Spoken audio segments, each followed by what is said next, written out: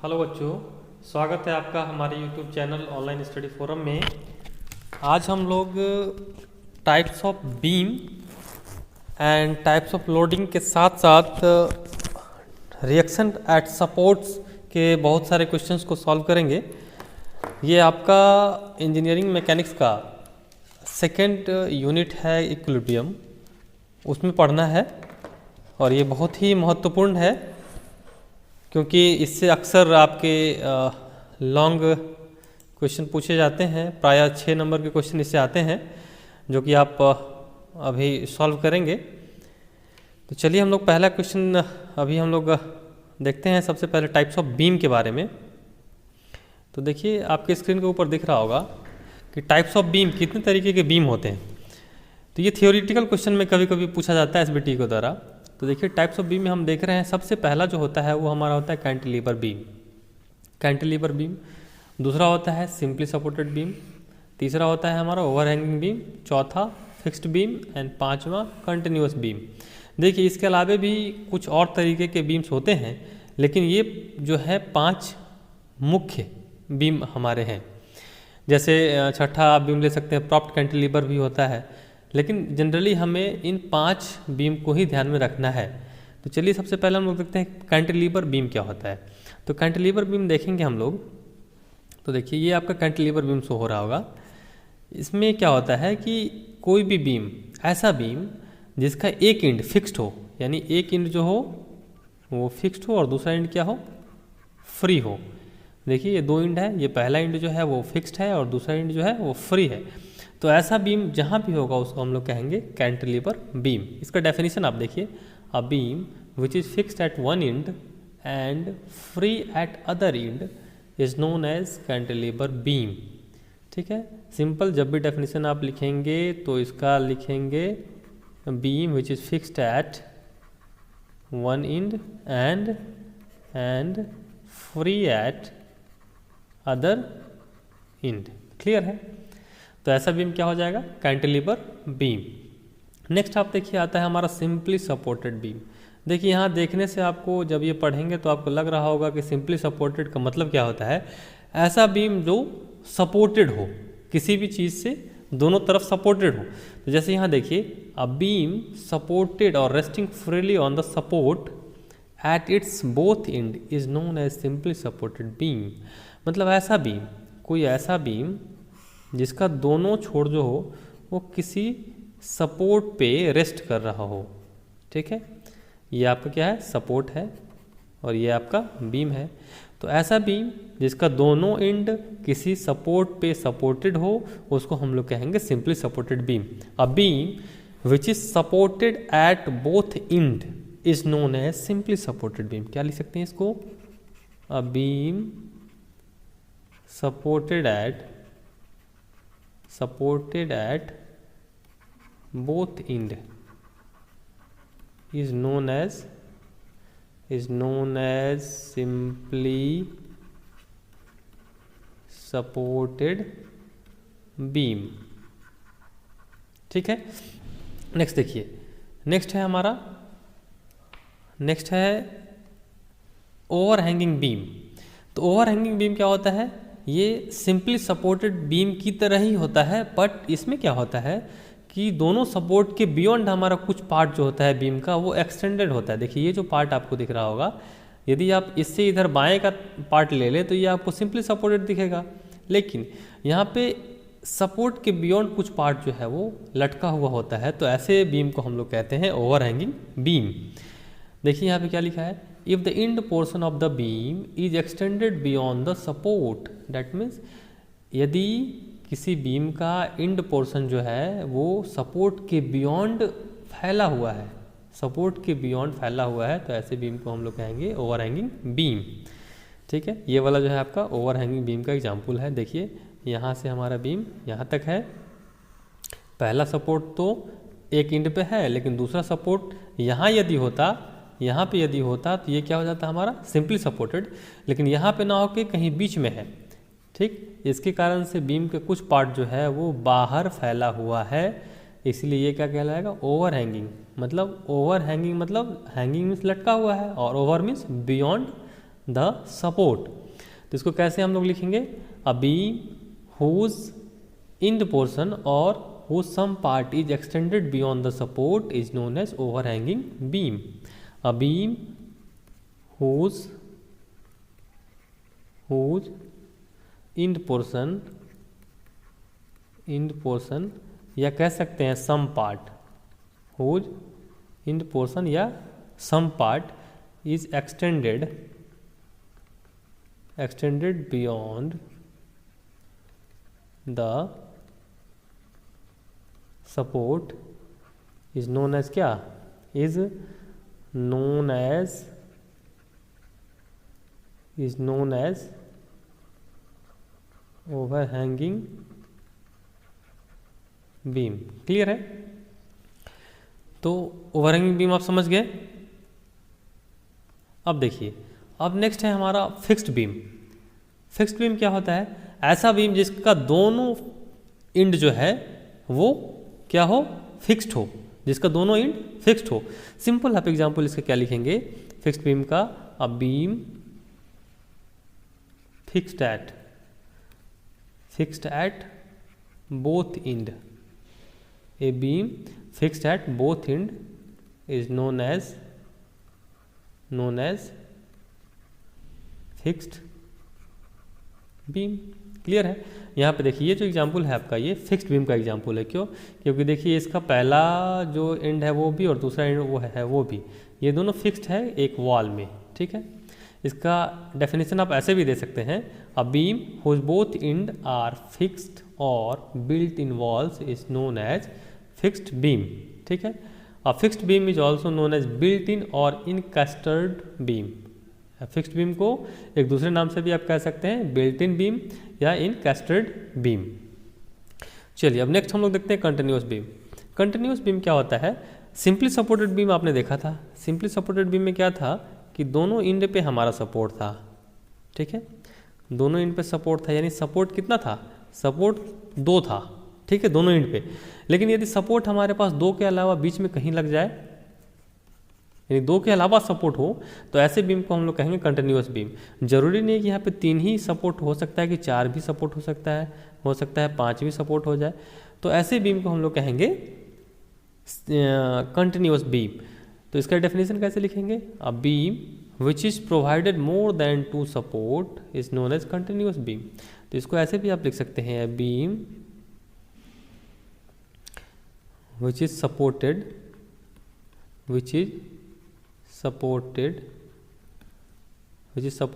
at more than 2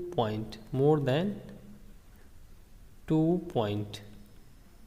ठीक है, a beam which is supported at more than 2 point is known as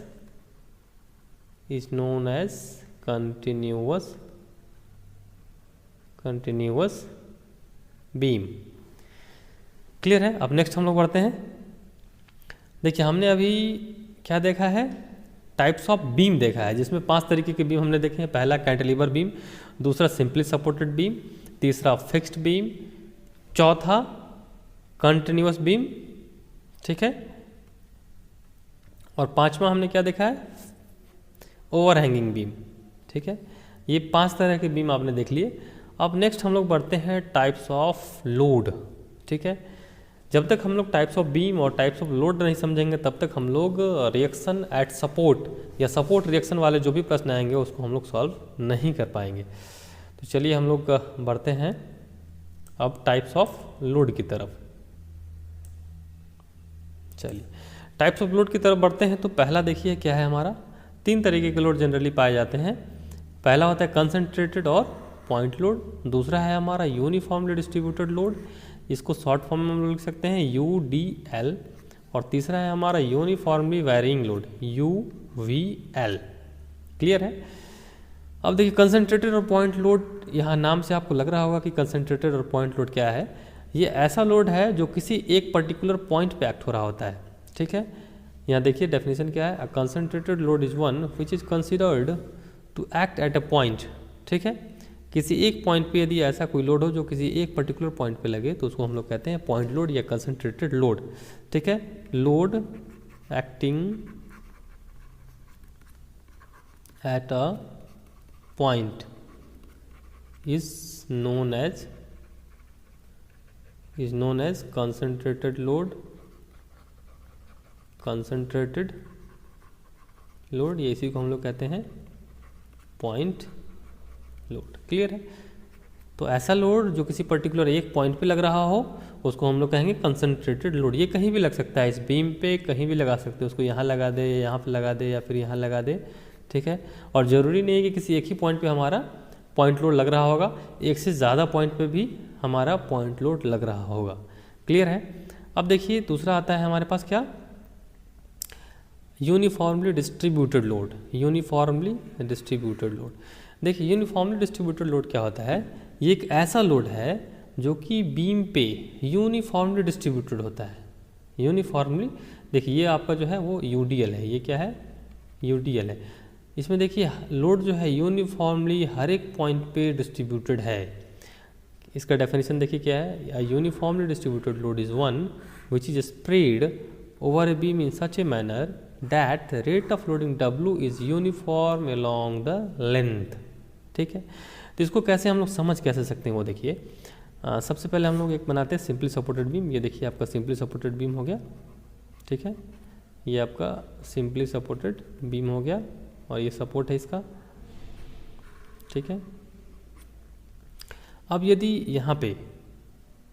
यदि हमें uniformly distributed load लेना है, that means rate of loading जो है वो यूनिफॉर्म है या एक समान है। कहने का मतलब हर पॉइंट पे सेम लोड लग रहा है। देखिए हर पॉइंट पे क्या लग रहा होगा, सेम लोड लग रहा होगा। ऐसे हर पॉइंट पे सेम लोड लग रहा होगा। ठीक है? ये मान लीजिए क्या होगा हमारा, ये W, ये इसका जो हाइट है वो क्या बताता है कि कितना लोड लग रहा है। जैसे ये W जो है ये हाइट को रिप्रेजेंट करता है, तो ये समझिए W न्यूटन पर मीटर है। यानी हर पॉइंट पे W लोड लग रहा है। That means rate of loading is uniform या rate of loading is constant throughout the whole beam. तो ऐसे लोड को हम लोग कहते हैं यूनिफॉर्मली डिस्ट्रीब्यूटेड लोड। इसको रिप्रेजेंट हम लोग ऐसे भी करते हैं, देखिए ऐसे। ठीक है? ये हमारा बीम हो गया, ये बीम हो गया, ये हमारा सिंपली सपोर्टेड बीम हो गया। तो ये जो हाइट है हमारा, ये हाइट हमारा बताता है कि कितना लोड कहाँ पे लग रहा है। तो यहाँ पे आप देखेंगे तो यहाँ से यहाँ तक टोटल पूरे बीम पे हमारा लोड कितना लग रहा है, W ही। तो इसको हम लोग बोलते हैं कि W न्यूटन पर मीटर, यानी 1 मीटर में W न्यूटन लोड हमारा लग रहा है। तो ऐसे जैसे ही हमारे पास आया यूनिफॉर्मली डिस्ट्रीब्यूटेड लोड का डेफिनेशन देने के लिए, तो हम लोग बोलेंगे क्या कि ऐसा लोड जिसमें रेट ऑफ लोडिंग क्या हो, रेट ऑफ लोडिंग यूनिफॉर्म, मतलब एक समान। ठीक है?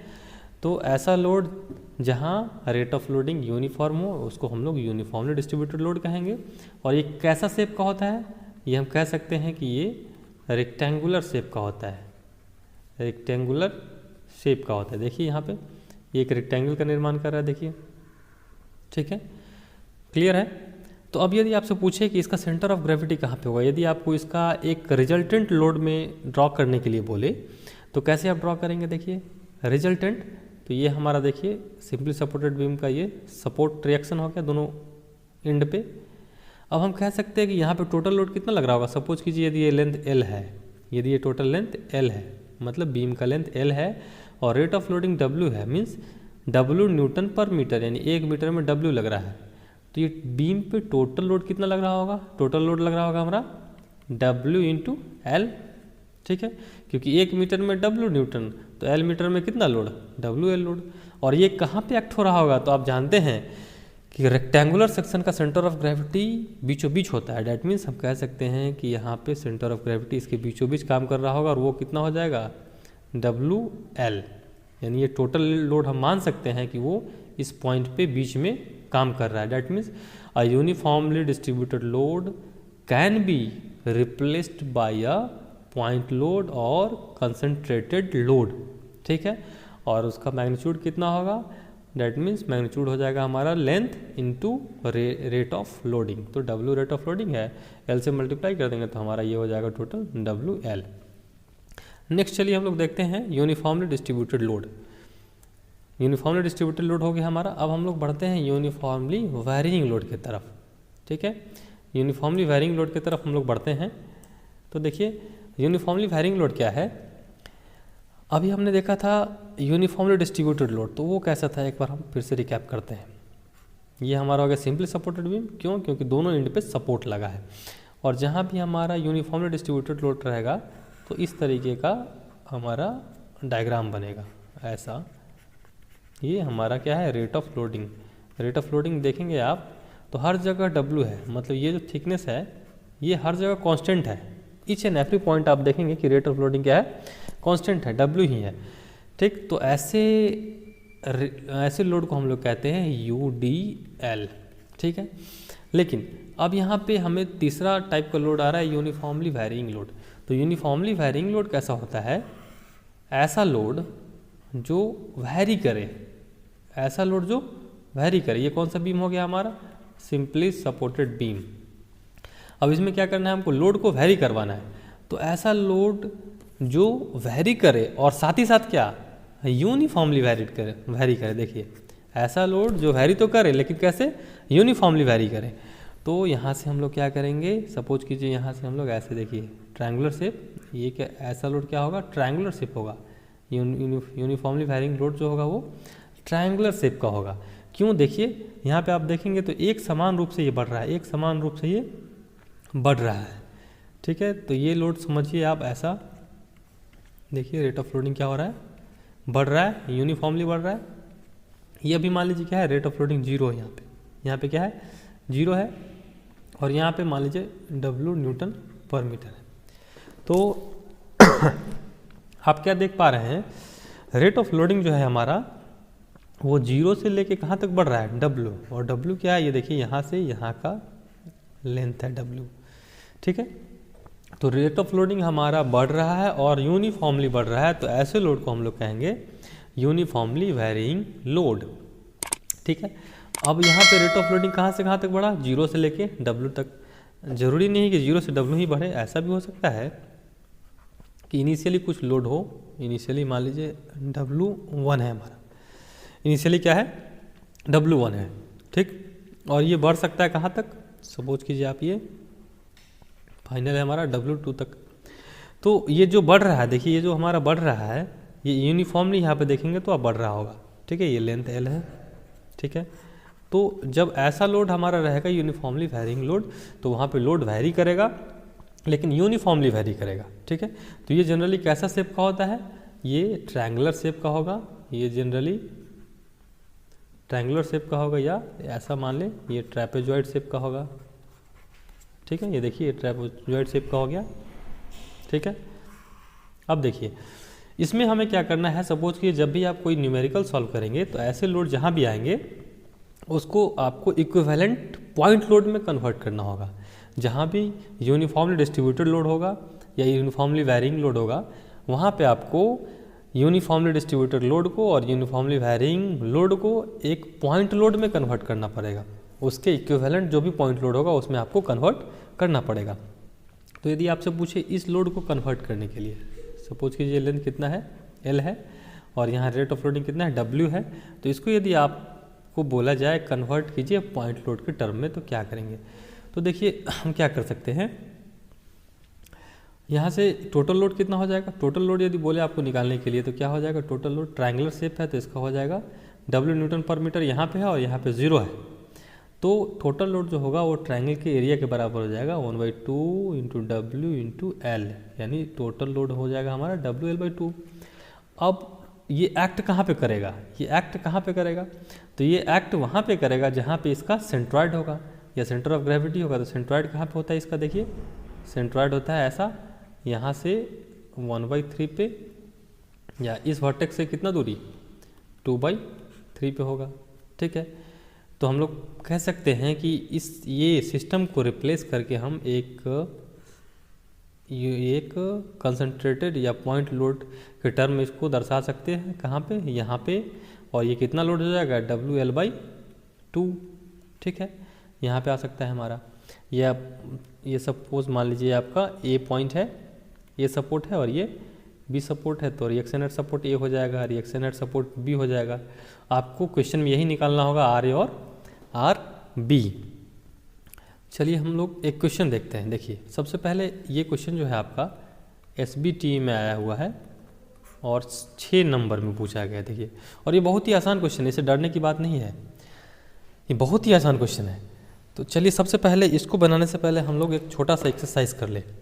चलिए सबसे पहले देखिए, सपोज करें ये आपके पास सिंपली सपोर्टेड बीम है, ठीक है। यहाँ पे लोड आपको दे दिया बीचों बीच कितना, 8 न्यूटन का, ठीक। ये है RAB, RA और ये हो जाएगा RB। ये पॉइंट आपका B था और ये A था, और ये दूरी यहाँ से टोटल कितनी है, ये मान लीजिए 2 मीटर है, बीचों बीच लग रहा है, और ये भी आपका 2 मीटर है। अब इसमें आपसे पूछेगा फाइंड RA एंड RB, तो इसको हम लोग कैसे सॉल्व करेंगे। तो चलिए हम लोग सॉल्व करके पहले इसको देखते हैं। जब तक हम लोग इसको सॉल्व नहीं करेंगे तब तक ये वाला प्रश्न आपको सॉल्व नहीं हो पाएगा, ठीक है, क्योंकि ये इसका एक्सटेंडेड फॉर्म है, इसका एक्सटेंडेड फॉर्म है, मतलब जब तक आप ये सॉल्व नहीं करेंगे तब तक ये वाला क्वेश्चन आपसे सॉल्व नहीं होगा। तो चलिए सबसे पहले हम लोग क्या करते हैं, इक्विलिब्रियम कंडीशन हम यहाँ पे यूज़ करेंगे, ठीक है। यदि बीम हमारा इक्विलिब्रियम कंडीशन में है तो total force downward equal to क्या हो जाएगा, टोटल फोर्स अपवर्ड, ठीक है। तो हम लोग लिख सकते हैं फॉर इक्विलिब्रियम क्या लिख सकते हैं, RA plus RB equal to क्या लिख सकते हैं, 8 न्यूटन लिख सकते हैं, क्योंकि RA प्लस RB क्या है, नीचे से ऊपर की तरफ लग रहा है और ऊपर से नीचे कितने लग रहा है, 8, तो RA plus RB equal to 8। ये पहला इक्वेशन हो जाएगा। ये हो गया summation of force along Y direction equal to 0। फिर दूसरा करेंगे क्या, समेशन ऑफ मोमेंट। अब दूसरा फोर्स तो हमारा लग ही नहीं रहा है, एक फोर्स लग रहा है वर्टिकल डायरेक्शन में और दूसरा क्या लगेगा, मोमेंट। तो summation of moment, summation of moment about क्या करेंगे, एनी सपोर्ट। आप या तो ए सपोर्ट के अबाउट ले लीजिए या बी सपोर्ट के अबाउट ले लीजिए। क्या होना चाहिए, 0 होना चाहिए। अब आप मोमेंट निकालिए, तो मोमेंट यदि निकालेंगे बाकी सब फोर्स का, तीनों फोर्स का, तो मोमेंट बराबर आपको पता होगा क्या होता है, फोर्स इनटू परपेंडिकुलर डिस्टेंस। ये मोमेंट इक्वल टू होता है, मोमेंट का फॉर्मूला होता है। तो अब देखिए इस फोर्स का मोमेंट निकालेंगे तो क्या आ जाएगा, RA इंटू, ये देखिए फोर्स यहाँ पे है और इसके अबाउट निकाल रहे हैं हम लोग, मोमेंट अबाउट ए निकाल रहे हैं। तो ये फोर्स हमारा देखिए यहाँ पे है, इसको ऊपर कर लेंगे और परपेंडिकुलर डिस्टेंस कितना है, 8, तो RA गुने 8। अब इसका डायरेक्शन आपको निकालना बहुत ज़रूरी है, डायरेक्शन यदि पता नहीं होगा तो प्रॉब्लम आपका सॉल्व नहीं हो पाएगा। तो इसका डायरेक्शन क्या होगा, जब भी आपको डायरेक्शन निकालने के लिए बोले तो क्या करते हैं, फोर्स को पकड़ के, फोर्स हमारा देखिए ऊपर की तरफ था, इसका अबाउट निकालना था, फोर्स को पकड़ के परपेंडिकुलर डिस्टेंस की तरफ मोड़ देते हैं। तो फोर्स को पकड़ के परपेंडिकुलर डिस्टेंस की तरफ मोड़ेंगे तो कैसा डायरेक्शन आ रहा है, देखिए ऐसा, देखिए ऐसा, ये कौन सा है, एंटी क्लॉकवाइज। तो यहाँ पे डाल देंगे हम लोग एंटी क्लॉकवाइज प्लस। अब देखिए 8 न्यूटन फोर्स लग रहा है, तो 8 Newton force into perpendicular distance कितनी हो जाएगी इसके लिए, 2। देखिए RA इंटू डिस्टेंस का कितना था, 4 था, यहाँ पे मैंने 8 लिख दिया, ये गलत है, यहाँ पे कितना हो जाएगा, RA इंटू 4 प्लस 8 इंटू कितना हो जाएगा, 2। इसका डायरेक्शन जब आप निकालेंगे देखिए ये ऐसे लग रहा है और परपेंडिकुलर डिस्टेंस ये रहा, ठीक। तो इसको मोड़ेंगे तो क्या हो जाएगा, देखिए क्लॉकवाइज डायरेक्शन आ रहा है, ठीक, प्लस, ठीक। अब इसका मोमेंट निकालते हैं इस वाले फोर्स का, इसी के अबाउट, तो हमारा क्या हो जाएगा, देखिए RA इंटू डिस्टेंस क्या हो जाएगा इसका, क्योंकि ये फोर्स इसी पॉइंट से क्रॉस कर रहा है तो डिस्टेंस क्या हो जाएगा, 0, ठीक है, इक्वल टू क्या हो जाएगा, summation of moment equal to 0। क्यों हमने मोमेंट 0 लिया, क्योंकि हमारा बीम जो है वो मूव नहीं कर रहा है, हमारा बीम ना तो अपवर्ड मूव कर रहा है और ना ही रोटेट कर रहा है। यदि रोटेट करता तो यहाँ पे कुछ ना कुछ मोमेंट हमारा आता, लेकिन रोटेट चूँकि हमारा बीम नहीं कर रहा है, स्टेबल कंडीशन में है, इसीलिए summation of force equal to भी 0 होना चाहिए और summation of moment equal to भी 0 होना चाहिए। तो अब देखिए यहाँ से हम लोग क्या करेंगे, किसी एक डायरेक्शन को पॉजिटिव ले लेंगे और दूसरे को नेगेटिव ले लेंगे। तो इस डायरेक्शन को हम लोग क्या करते हैं, पॉजिटिव ले लेते हैं, तो ये वाला डायरेक्शन क्या हो जाएगा, नेगेटिव। क्लियर है, तो यहाँ से आ जाइए RA, ये हो जाएगा 4RA। अब इसको हमने क्या माना है, एंटी क्लॉक को पॉजिटिव, तो पॉजिटिव आ गया। अब ये क्लॉकवाइज है तो ये नेगेटिव आ जाएगा, तो -16 इक्वल टू 0, क्योंकि ये तो 0 हो जाएगा टोटल, तो आर ए इक्वल टू क्या हो जाएगा, देखिए 16/4, तो कितने मिल जाएगा 4 न्यूटन। तो आर ए का वैल्यू कितना आ गया 4 न्यूटन। अब इसमें आप पुट कर दीजिए पहले वाली इक्वेशन में आर ए का वैल्यू, तो 4 plus R B equal to 8 हो गया। तो आर बी कितना आ जाएगा 8 माइनस 4, तो 4, यानी आर बी का वैल्यू भी कितना मिल गया 4। इतना आपको समझ में आ गया होगा। अब चलिए हम लोग मेन प्रश्न की तरफ चलते हैं। ठीक है, मेन प्रश्न की तरफ हम लोग चलते हैं। इतना आगे समझ में आप लोगों को? चलिए अब देखिए, अब ये आपका मेन क्वेश्चन है जो कि एसबीटी में पूछा जा चुका है। तो चलिए हम लोग सबसे पहले क्या करेंगे, यहाँ पे यूडीएल आपको दिख रहा है। ठीक है, तो यूडीएल को हम लोग एक कंबाइंड इक्विवेलेंट पॉइंट लोड के रूप में कन्वर्ट करेंगे। ठीक है, और ये कौन सा बीम है, आप देखिए ये कौन सा बीम है, तो ये सपोर्ट यहाँ है और एक सपोर्ट यहाँ है, और सपोर्ट के बियॉन्ड हमारा पार्ट एक्सटेंड है। ठीक है, सपोर्ट के बियॉन्ड हमारा पार्ट एक्सटेंड है, तो इस बीम को हम लोग कहेंगे क्या, ओवर हैंगिंग बीम। क्यों? क्योंकि ये कुछ पार्ट जो है इसका लटका हुआ है, हैंगिंग पार्ट है, कुछ ना कुछ पार्ट जो इसका हैंग कर रहा है, तो इसीलिए हम लोग इसको कहते हैं ओवर हैंगिंग बीम। तो चलिए इसका हम लोग एक डायग्राम ड्रॉ कर लेते हैं। पहले ये सपोर्ट ए मान लेते हैं और सपोर्ट हम यहाँ पे बी मान लेते हैं। ये सपोर्ट ए है और ये सपोर्ट बी है। अब यहाँ पे देखिए कितना फोर्स है, 30, एक यहाँ पे लग रहा है और एक यहाँ पे लग रहा है। यहाँ पे लग रहा है हमारा 30 न्यूटन। ठीक, अब देखिए ये लग रहा है इंक्लाइंड लोड लग रहा है, तो इसका कंपोनेंट आपको तोड़ना होगा। ये इसको आप ऐसे बढ़ा लीजिए। ठीक है, ये 30 है तो ये भी 30 हो जाएगा। ठीक, अब ये 140 है, इसका एक कंपोनेंट ऐसा आएगा हॉरिजॉन्टल, ये हो जाएगा 140 कॉस 30, और एक आएगा वर्टिकल 140 साइन 30।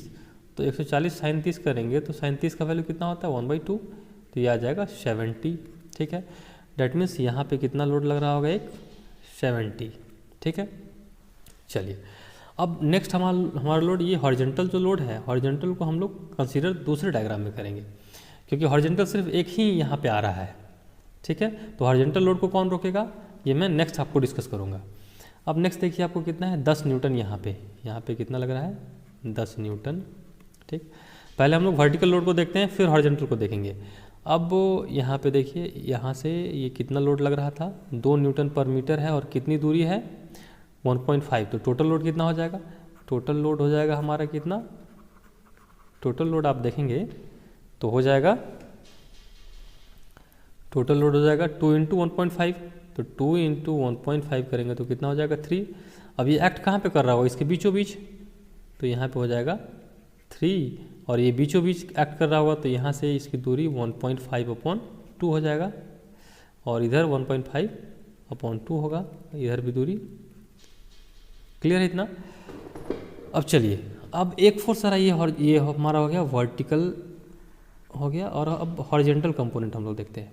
तो हॉरिजॉन्टल देखिए तो कहाँ पे क्या फोर्स लग रहा है, वो देखिए, ये रिएक्शन सपोर्ट ए है और ये सपोर्ट बी है हमारा, ये ए है और ये बी है। यहाँ पे देखिए, यहाँ पे लग रहा था हमारा 140 cos 30, तो cos 30 का मान आप निकालेंगे तो √3/2, ये आ जाएगा 70√3। तो ये लग रहा होगा इस तरफ कितना 70√3। ठीक है, इसमें हम लोग क्या करेंगे, यहाँ पे हम लोग क्या करेंगे, क्योंकि हम लोग हॉरिजॉन्टल रिप्रेजेंटेशन सिर्फ दिखा रहे हैं फोर्स का, तो वर्टिकल ड्रॉ नहीं करेंगे हम लोग। चलिए हम लोग हॉरिजॉन्टल सिर्फ दिखाना है, तो ये आगे हमारा ये पॉइंट ए है, ये पॉइंट बी है, ये ए है, ये बी है। इसके बीच में एक पॉइंट था हमारा जहाँ पे कितना फोर्स लग रहा है, ये 140√3/2, तो ये हमारा हो जाएगा 70√3 ये लोड। ठीक है, अब देखिए सिर्फ यदि ये लोड लगेगा तो हमारा बीम क्या हो जाएगा, इस डायरेक्शन में मूव कर जाएगा। बीम हमारा किस डायरेक्शन में होगा, इस बी की तरफ हमारा मूव कर जाएगा। ठीक है, बीम जैसे ही हमारा 70√3 यहाँ पे फोर्स लग रहा होगा तो बीम इस डायरेक्शन में मूव कर जाएगा। ठीक, लेकिन बीम हमारा इक्विलिब्रियम कंडीशन में, मतलब बीम मूव नहीं कर रहा, that means there must be a force, there must be a resisting force which must be acting opposite to this force. ठीक है, तो वो कौन लगाएगा, देखिए यहाँ ये सपोर्ट यहाँ पे हिंज सपोर्ट है, ये लगा रहा होगा और ये लगा रहा होगा, ठीक है। तो यहाँ पे आर ए और आर बी मिल के दोनों सपोर्ट लगा रहा होगा, किस तरफ लगाएगा, अगेंस्ट अपोजिट इधर। अब ध्यान दीजिए यहाँ पे ये सपोर्ट आपका रोलर है, तो रोलर क्या हॉरिजॉन्टल रिएक्शन देगा, और रोलर तो आपका मूव कर जाएगा ऐसे, रोलर तो इधर उधर मूव कर जाएगा, तो ये तो कोई भी फोर्स आपको नहीं लगाएगा। तो नेट फोर्स कौन लगा रहा होगा, सिर्फ हमारा हिंज सपोर्ट। तो यहाँ पे कह देंगे कि ये हॉरिजॉन्टल फोर्स नहीं लग रहा होगा, सिंपल लग रहा होगा कौन, आर ए। तो यहाँ पे लिख देंगे, हम कहेंगे कि R A H equal to कितना हो जाएगा, 70√3। ए एच कहने का मतलब reaction by A in horizontal direction. तो क्लियर है। आपको यदि पूछा जाए क्वेश्चन में, ऐसे क्वेश्चन में ये पूछा नहीं है गया है, लेकिन क्वेश्चन में पूछा जाएगा तो आप लिखेंगे R A H equal to 70√3, क्योंकि आर बी एच जो होगा वो 0 होगा। क्यों, क्योंकि ये तो रोलर सपोर्ट है, ये तो मूव कर जाएगा, तो ये कोई भी फोर्स इसके अगेंस्ट में नहीं लगा रहा होगा। तो चलिए, ये हमारा तो क्वेश्चन का पार्ट नहीं था, क्वेश्चन का पार्ट हमारा ये है। तो चलिए इसको सॉल्व करते हैं। तो सबसे पहले हम लोग यहाँ पे क्या हो जाएगा, आर ए और ये हो जाएगा आर बी। तो पहला हम लोग summation of force along Y direction equal to 0 करते हैं, ठीक है। तो क्या आएगा, देखिए क्या आ जाएगा, R A plus R B equal to कितना होगा, R A plus R B upward है, तो डाउनवर्ड फोर्स जितना भी होगा सबको हम लोग लिख देंगे। तो डाउनवर्ड फोर्स कितना है, देखिए ये 3 प्लस ये कितना हो गया 2 इंटू 1.5, तो ये 3 लग रहा है डाउनवर्ड की तरफ। उसको 70 प्लस 30 प्लस 10, तो 70 प्लस 30 प्लस 10, इसको आप ऐड करेंगे तो 113 आ जाएगा। क्लियर है इतना। अब हम लोग मोमेंट लेंगे, तो समेशन ऑफ मोमेंट अबाउट किसी एक पॉइंट के अबाउट, ए पॉइंट के अबाउट ले लेते हैं हम लोग, अबाउट ए इक्वल टू 0, ठीक है।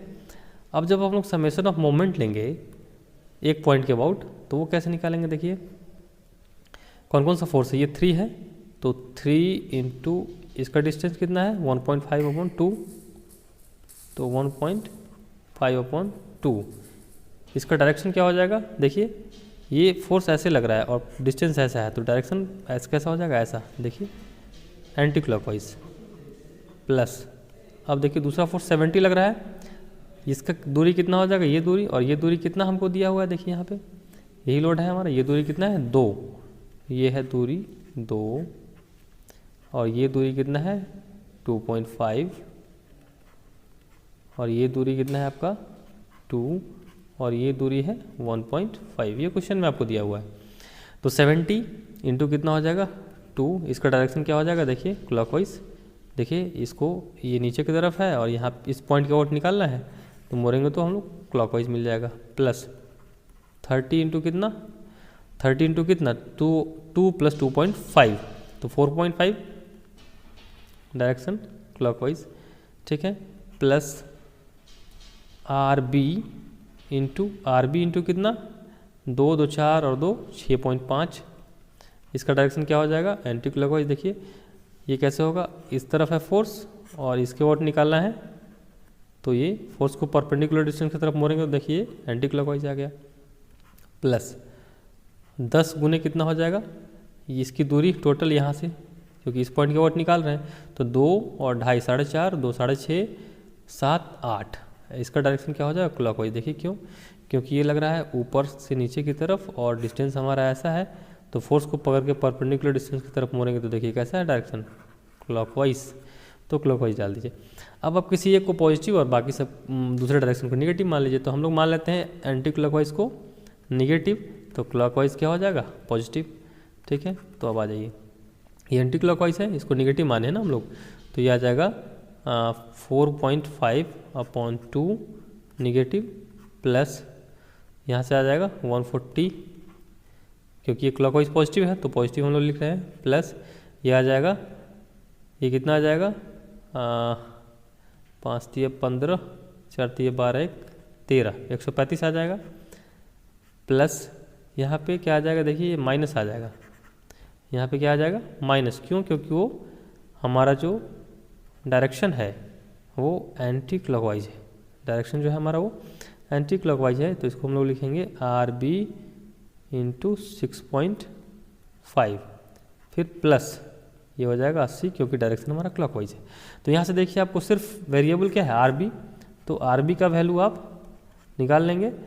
इस सभी चीज़ों को हम आर बी को उस तरफ ले जाएंगे तो टोटल हो जाएगा 140 plus 135 plus 80 minus 4.5/2 whole divided by कितना हो जाएगा 6.5। तो यहाँ से आर बी की वैल्यू आपको मिल जाएगी।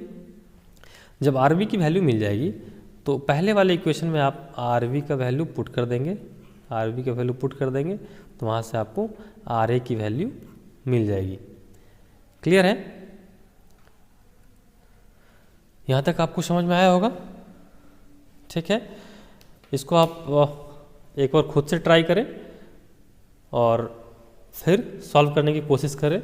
इसके बाद हम लोग देखेंगे नेक्स्ट क्लास में हम लोग ये SBT का ये भी क्वेश्चन जो है आपका वो पूछा गया है, ये 6 नंबर में पूछा गया है। हम लोग ये क्वेश्चन और एक और क्वेश्चन नेक्स्ट क्लास में हम लोग करेंगे। Okay, thank you.